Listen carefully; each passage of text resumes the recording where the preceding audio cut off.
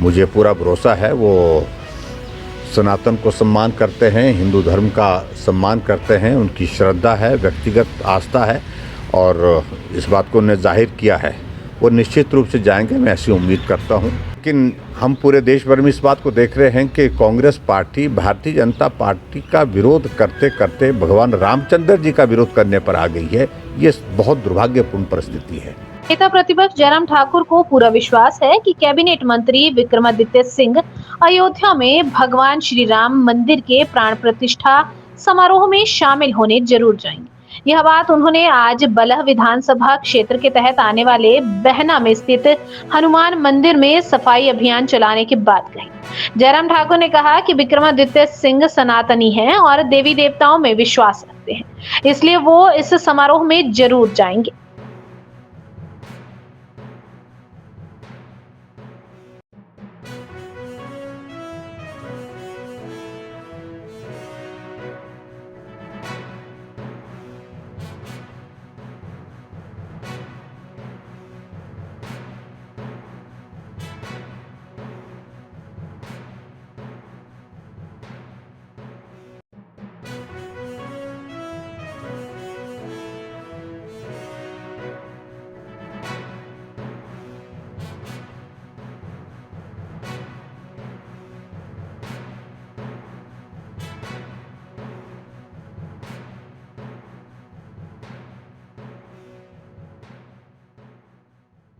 अभी मुझे लगता है कि अभी बहुत जल्दबाजी होगी कुछ बात कहने से, लेकिन मैं इस बात को लेकर के हैरान हूँ कि कांग्रेस पार्टी या विपक्ष के हमारे दल इस प्रकार से निर्णय करने के लिए बैठ गया कि कोई नहीं जाएगा।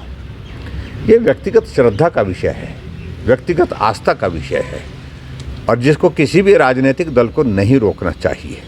जो जाना चाहता है उनको जाना चाहिए। ये अगर कहते तो मुझे लगता कि अच्छा होता है।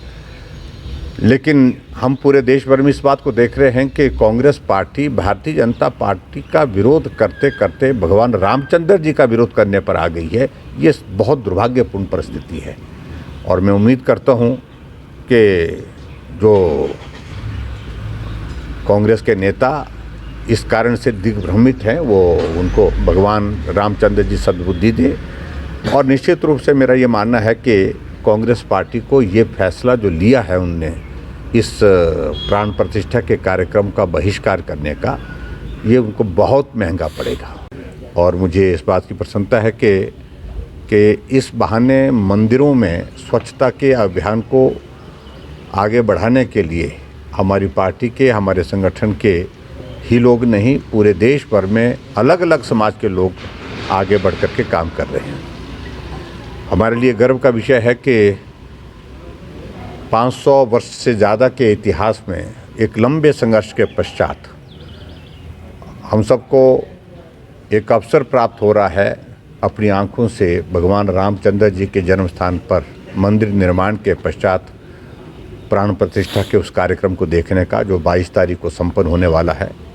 और निश्चित रूप से एक लंबे समय के पश्चात भारत को और दुनिया को ये अवसर देखने को जिस प्रकार से मिला है, जहाँ जिसके लिए बहुत सारे लोगों की शहादत हुई है, बहुत सारे लोगों की ज़िंदगी चले गई, हम उसका हिस्सा बनेंगे, अपनी आंखों से उस अवसर को देखेंगे।